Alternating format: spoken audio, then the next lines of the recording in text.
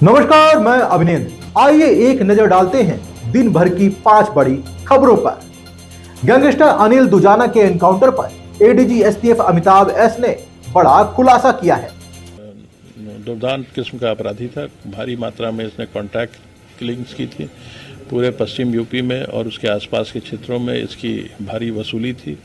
औद्योगिक इकाइयों से, ट्रांसपोर्टरों से, बिल्डरों से ये भारी मात्रा में वसूली किया करता था। इसके अलावा सरिया का धंधा भी करता था, वो भी एक एक्सटॉर्शन का मेथड है। इसके द्वारा जो हत्याएं की गई थी, कई केसेस में वादी और गवाह पर अटैक भी किया गया। कुछ केसेस में इनकी हत्या हो गई, कुछ केसेस में ये सरवाइव कर गए। जो सर्वाइविंग वादी और गवाह थे उनको लगातार यूपी पुलिस द्वारा सुरक्षा भी दी जा रही थी, और जैसे ही ये बाहर आता था उनमें बेचैनी बढ़ जाती थी, क्योंकि उन्हें अपनी जान का खतरा बढ़ा हुआ नजर आता था। और इस प्रकार का शूटर होने के कारण एसटीएफ लगातार इस पर नज़र रखती थी। कल जब एसटीएफ ने इसे घेरा है तो इसने तत्काल एसटीएफ पर फायर खोल दिया।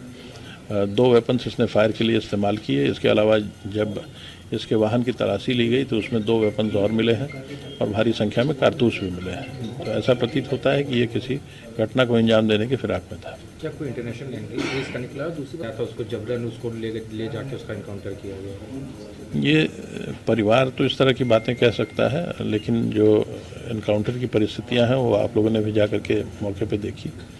और इसके पास से जो वेपन्स भी बरामद हुए हैं, बड़ी संख्या में वेपन्स, कारतूस भी मिले हैं। इसने पुलिस पर फायर खोल दिया और एसटीएफ ने जो जवाबी कार्रवाई की उसमें ये मारा गया। एनसीपी नेता छगन भुजबल का बड़ा बयान आया है। सवाल ये है कि क्या शरद पवार एनसीपी के राष्ट्रीय अध्यक्ष बने रहेंगे? देखिए, जो कमेटी पवार साहब ने निर्माण की थी, उनके इस्तीफा देने के बाद कि वो अगला निर्णय जो ये समिति लेंगी, उस समिति की जो कमेटी की मीटिंग हुई, एक दिल से, एक मत से निर्णय हुआ कि पवार साहब ही राष्ट्रवादी कांग्रेस पक्ष के जो अगले आगे भी अध्यक्ष पद पर बने रहेंगे। ऐसी विनती जो है उनको की है, और हमारा वो जो एक दिल से जो निर्णय हुआ है, उनकी जो प्रस्ताव जो उसका उनको हमने सौंप दिया है। और हम सब लोग जो थे, करीबन 25 लोग, सब लोगों ने कहा कि आप देख रहे हैं सारे देश भर के कितने सारे चीफ मिनिस्टर को आपको फोन आ रहे हैं, नेताओं को फोन आ रहे हैं, राष्ट्रवादी कांग्रेस पक्ष के दूसरे राज्यों से नेता यहाँ आकर बैठे हैं, उसमें मंत्री है, फॉर्मर मिनिस्टर भी है, और यहाँ के कार्यकर्ता का अभी जो आक्रोश आप देख रहे हो, हमने कहा कि हाथ जोड़कर अब जो है आप इन सब का दिल जो है रखने की कोशिश आपको करनी होगी। हमारे लिए आपको ये विनती हमारी मान्य करनी होगी, और इस बात का आप सकारात्मक दिल से जो है निर्णय आपको लेना चाहिए। ये हाथ जोड़कर हमने उनको विनती की है। मेरे ख्याल से कुछ समय जो है देना चाहिए। उन्होंने कुछ अभी तो कुछ कहा नहीं, मगर मैं समझता हूँ कि खुद आपको जो है उनका जो अगर निर्णय होता है तो आपको जो उनको आपको इतला कर देगी। कर्नाटक चुनाव पर केंद्रीय मंत्री स्मृति ईरानी का बड़ा बयान आया है कि वो मंदिर बनवाएंगे, तो कांग्रेस का मंदिर वाला मामला आ गया है। बीजेपी शिव कुमार जी से बड़ी विनम्रता से कहना चाहती हूँ कि एक तो वो मुख्यमंत्री बन नहीं रहे, इसलिए मंदिर वाला झूठा वादा नहीं करें तो बेहतर है। लेकिन दूसरा मेरा उनसे प्रश्न है कि क्या ऐसा वाक्य कहने से पहले उन्होंने श्रीमती वाड्रा से चेक किया?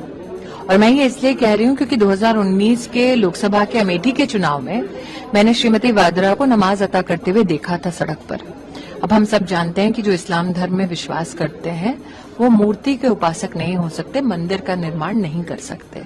तो जब उनकी सर्वे सर्वा मुखिया ही मूर्ति पूजन के विरोध में है, मंदिर के विरोध में है, तो क्या डीके शिव कुमार ऐसा वादा कर सकते हैं? कांग्रेस के हनुमान मंदिर के वादे पर अनुराग ठाकुर भड़क गए। करी गई थी, कहा गया था कि हम बजरंग दल को प्रतिबंध कर देंगे, लेकिन अब जब रिपरकशन देखा तो कांग्रेस ने कहा कि हम चुनाव जीतते और हनुमान मंदिर बनाएंगे। तुष्टीकरण की राजनीति कांग्रेस को इतना डुबाती है और इतना गिराती है कि फिर संभले नहीं संभल पाती है।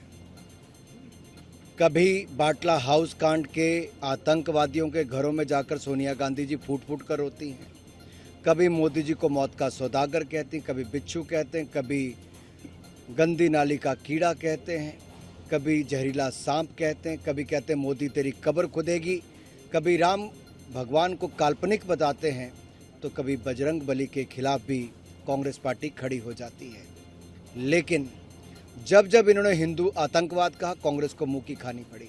जब जब मोदी जी को अपमानित किया, अपशब्द कहे, मुंह की खानी पड़ी। जनता ने जवाब दिया है। और अब बजरंग बली के ऊपर जब प्रश्न चिन्ह खड़ा करते उनको अपमानित करने का काम करते हैं।